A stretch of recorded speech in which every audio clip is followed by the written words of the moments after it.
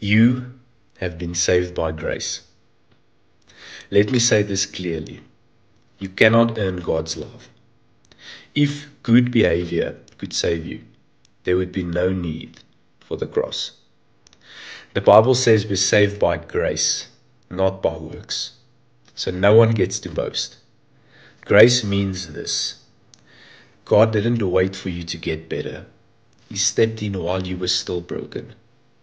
Faith is not effort. Faith is surrender. The moment you trust Jesus instead of yourself, salvation is given, not achieved. And don't get it twisted. Good works don't save you. They prove you've been saved. You don't obey to be accepted. You obey because you are accepted. So stop striving, stop performing, stop trying to earn what has already been paid for. You don't work for grace. You live from grace. And grace changes everything.